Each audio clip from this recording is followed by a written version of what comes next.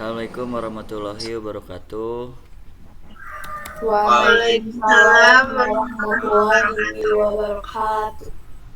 Kami dari kelompok 3 Bahasa Arab Lanjutan ingin presentasi UTS Bahasa Arab. Nah, di sini kita ada 5 orang. Yang pertama ada Pasha Ananta, ada Poppy Lestari, Rafida Zehrain, Rafiq Trigotama, dan Rafiq Fadli, yaitu saya sendiri. Oke, langsung saja masuk ke dalam materi. Yang pertama itu ada aksamul isim atau bagian-bagian isim. Secara definitif, isim adalah kata yang menunjukkan pada makna tersendiri dan tidak disertai dengan waktu dan zaman. Isim terbagi menjadi tiga jenis. Dibagi secara pertama ada jenisnya atau nau'ihi, yang kedua ada jumlahnya atau adadihi, yang ketiga ada bentuknya yaitu atau syaklihi. Isim pada jenisnya atau nau'ihi itu terbagi menjadi dua, yaitu muzakkar dan muannas. Muzakkar menunjukkan kepada laki-laki dan muannas menunjukkan kepada perempuan. Biasanya perbedaan antara muzakkar dengan muannas ditandai dengan di akhir kalimat atau di akhir kata ada huruf tak marbutoh.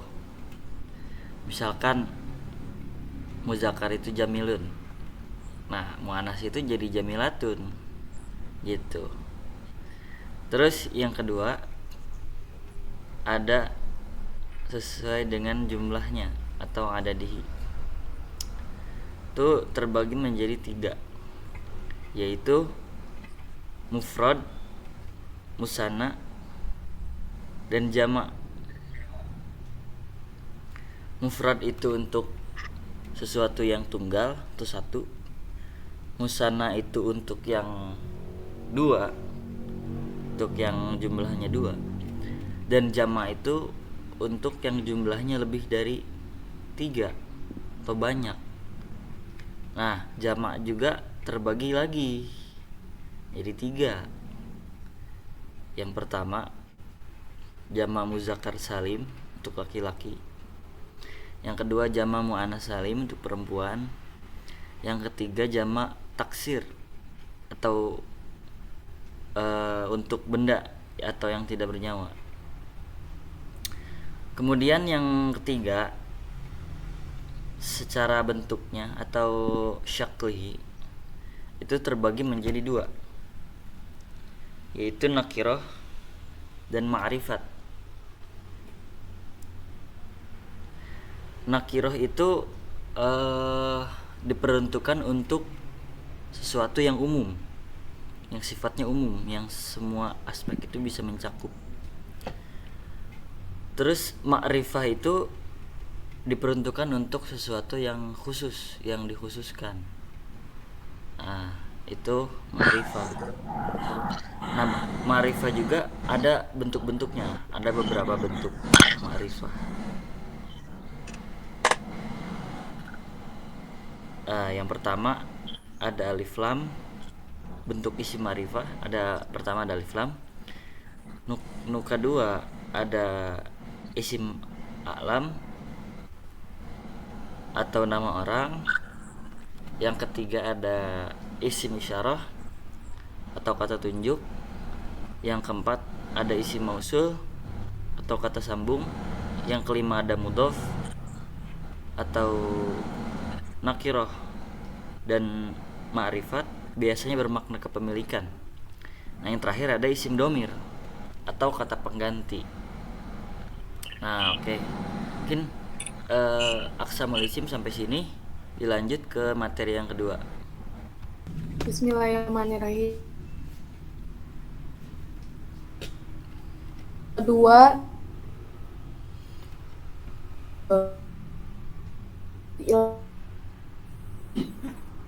ini menunjukkan suatu peristiwa yang terjadi pada waktu tertentu. Fi'il terbagi menjadi 4. Ada fi'il madi, fi'il mudhore, fi'il amr, dan fi'il nahi. Tapi yang saya akan bahas kali ini cuma 2 fi'il, yaitu fi'il madi dan fi'il mudhore.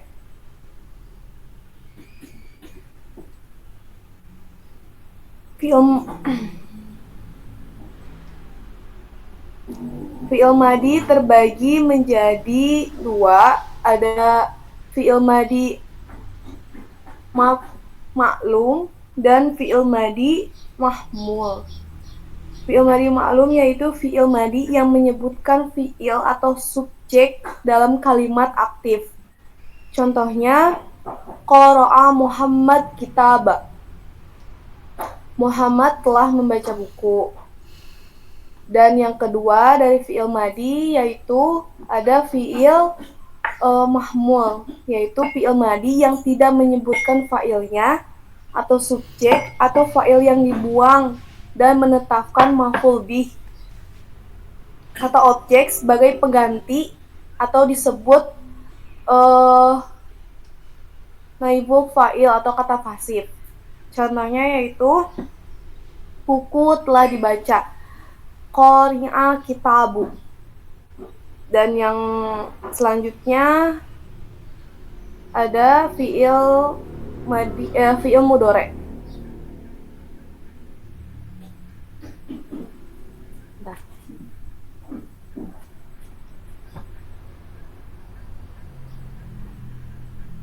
Fi'il mudhore yaitu kata kerja yang menunjukkan masa yang akan mendatang. Terbagi menjadi 3, yaitu ada fi'il mudhore syahih akhir, ada fi'il mudhore maf'ul akhir, ada fi'il af'aluh khamsah. Yang pertama dari fi'il mudhore yaitu fi'il syahih akhir adalah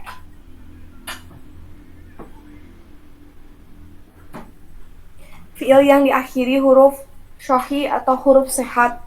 Seluruh huruf jahiliyahnya selain huruf ilat, yaitu ada alif, waw, dan ya. Contohnya, yaf'alu. Dan yang kedua dari fi'il mudhore yaitu ada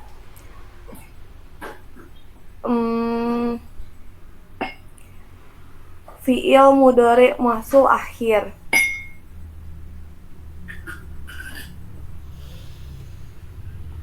Fi'il yang diakhiri oleh huruf ilat atau huruf cacat, yaitu wawu, alif, dan ya. Fi'il mahsul akhir terbagi menjadi 3 bagian. Yang pertama yaitu ada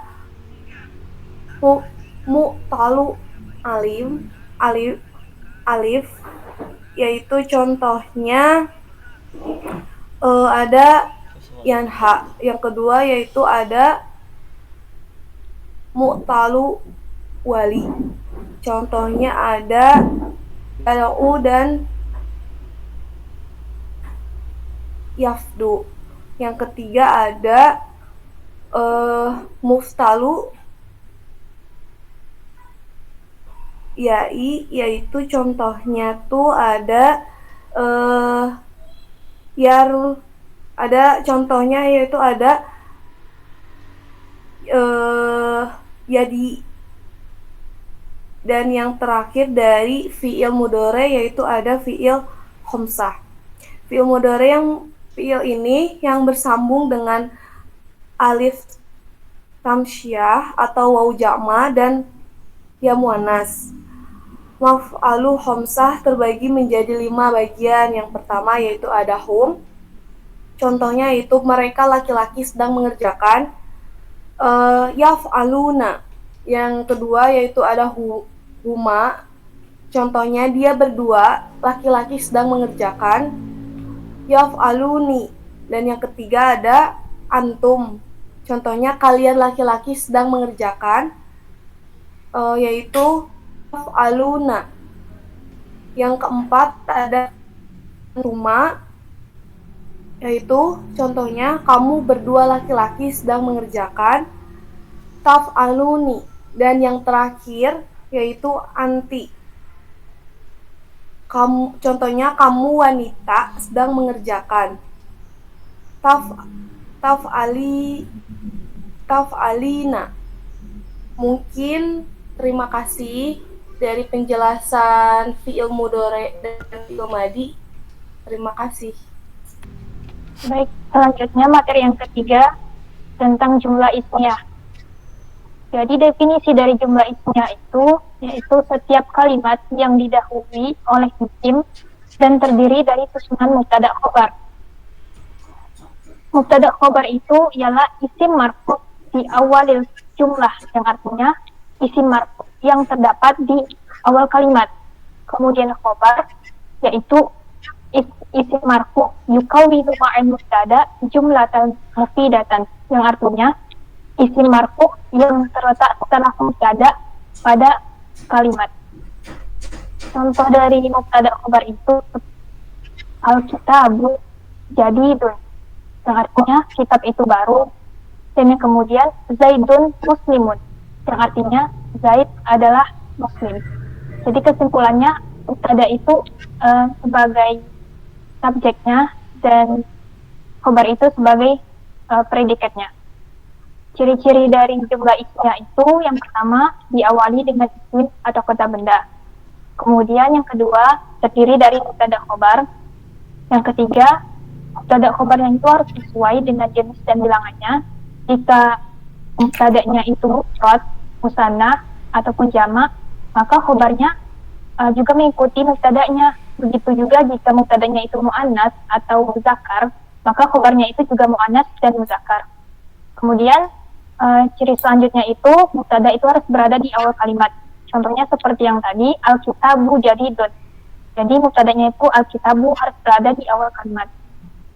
Kemudian yang terakhir, mubtada itu harus merupakan isim ma'rifah, yaitu domir, isim isyarah, isim alam maupun isim mausul. Nah, contoh dari jumlah ismiyah itu seperti al-mu'minu karimun. Kemudian Allahu ahadun, dan yang terakhir Fatimatu fiddari. Mungkin hanya itu saja materi yang dapat saya sampaikan. Dilanjutkan dengan materi lain.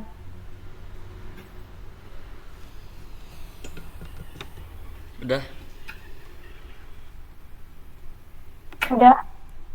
Baik, terima kasih Saudara Rafiq atas kesempatannya. Di sini saya akan menjelaskan tentang na'at dan wa man'ut. Na'at secara bahasa adalah sifat atau isim.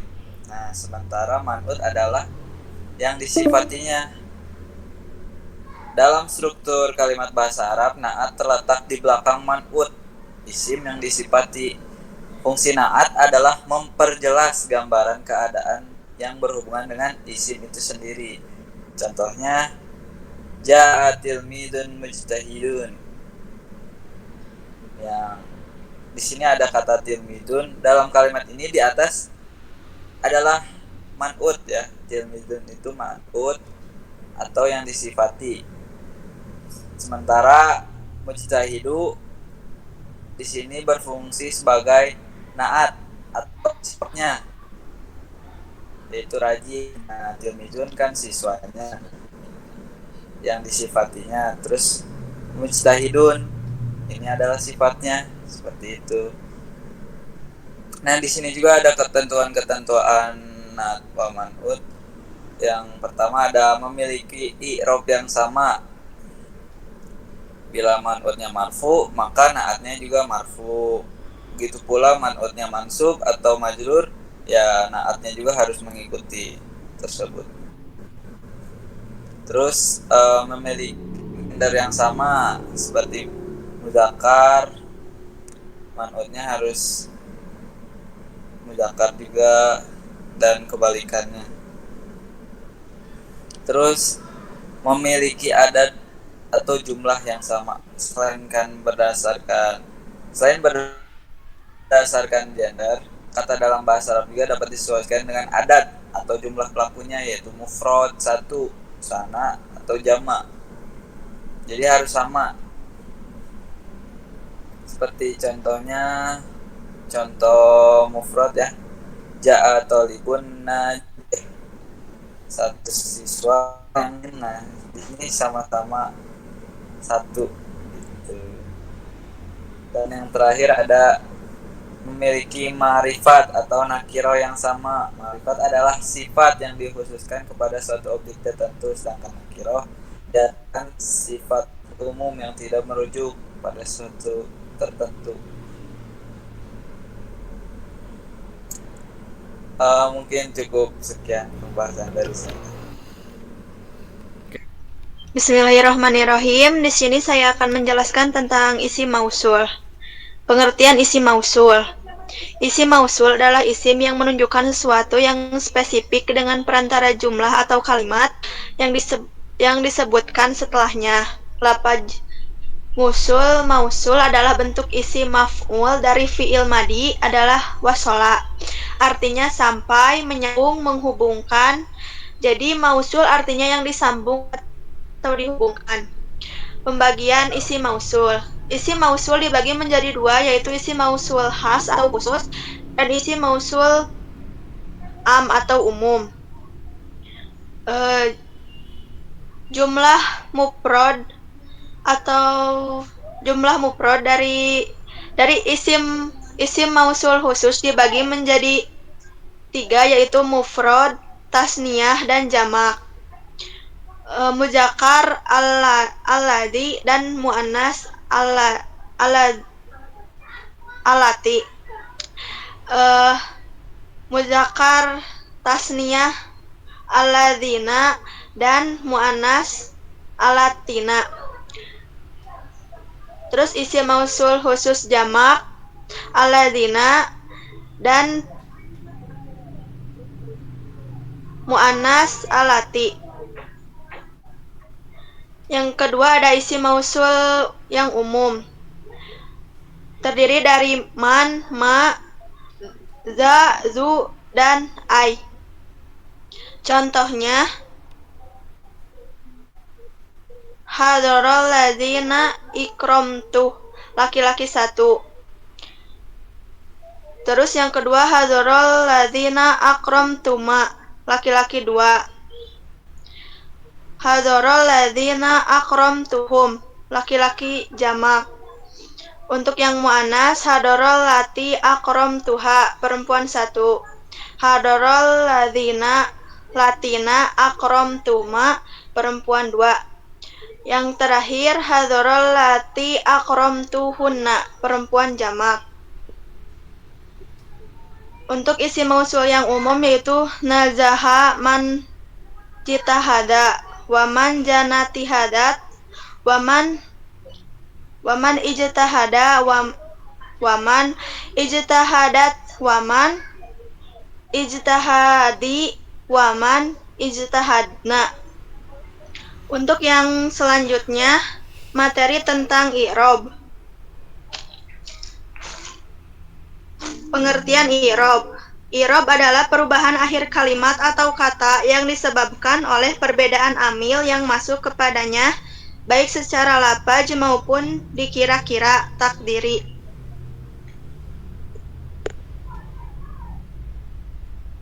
Untuk pembagian i'rab, i'rab dibagi menjadi tiga, yaitu i'rab lazi. I'rab lazi adalah perubahan akhir kata yang terlihat dengan jelas di lafaznya secara zahir, kasat mata. Yang kedua ada i'rab takdiri. I'rab ini biasanya masuk pada isim maksur dan isim mansub, yaitu yang diakhiri dengan alif atau ya lazimah. Yang ketiga ada i'rab mahali. I'rab mahali adalah i'rab yang tidak memiliki tanda-tanda baik lazim maupun takdiri, tapi secara hakikat dia memiliki kedudukan i'rab. Macam-macam i'rab. I'rab dibagi menjadi 4. Yang pertama ada i'rab rofa. tandanya domah. 3 tanda lainnya wawu, alif, dan nun. Yang kedua ada i'rob nasob. Tandanya yaitu fathah. Tanda lainnya alif, kasroh, ya, dan habzun nun atau membuang nun. I'rob yang ketiga i'rob jer. Tandanya yaitu kasroh. Tanda yang lainnya ya dan fathah. I'rob jer khusus hanya untuk kalimat isim. Yang keempat ada i'rob jam. Tanda sukun dan habzun nun menjadi tanda untuk i'rob ini. Kesimpulannya, pengertian i'rob adalah perubahan harokat akhir kata. Yang kedua, i'rob dibagi menjadi 4, rofa, nasob, jer, dan jaj. Yang ketiga, i'rob juga dibedakan menjadi lafzi, takdiri, dan mahali. Yang terakhir, masing-masing i'rob memiliki tanda. Kiranya sekian yang dapat saya sampaikan. Bila banyak kesalahan, mohon dimaafkan. Itu udah materi ke-6. Ya udah. Oke, mungkin cukup sekian dari kelompok kami, kelompok 3. Presentasi bahasa Arab lanjutan mungkin belum sempurna karena kita juga masih tahap belajar. Terima kasih kepada Bapak dosen, Bapak Muhammad Al-Migwar yang telah membimbing kami, udah mengajari kami. Semoga Bapak sehat selalu, diberikan kesehatan dan keberkahan, dan terima kasih, hatur nuhun pisan. Billahi taufiq wal hidayah. Assalamualaikum warahmatullahi wabarakatuh. Waalaikumsalam warahmatullahi wabarakatuh. Sawadikap. Syukron kasiron. Yo, nuhun Bapak.